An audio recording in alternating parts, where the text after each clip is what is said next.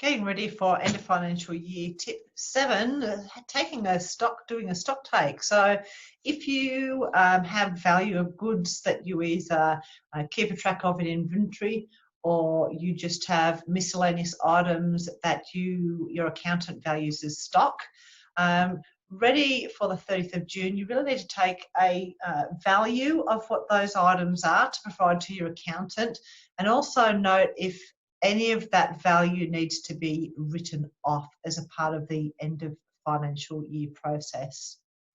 Now, in line with stock taking and end of financial year process, if you are tracking inventory on your chart of accounts, you should have an item called inventory with the type of inventory.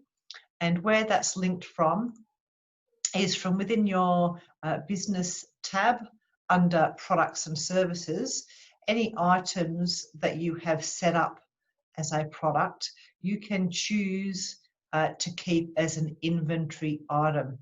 And how you do that is from within the item, under added items, there is a box down at the bottom that you tick to say that you track this item, and that will keep a running balance of the value of inventory within your Xero accounting software.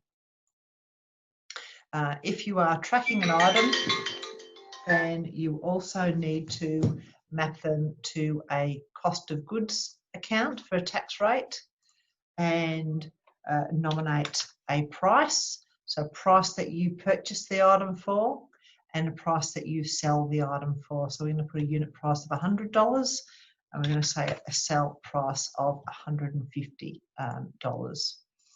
And what will happen then is, as you purchase items and sell items, it will keep a track of quantity on hand, your average cost and total value, etc.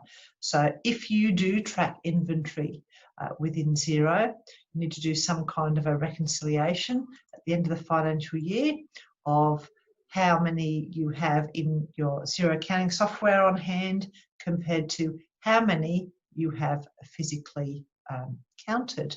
And that is into financial year tip 7, stock take.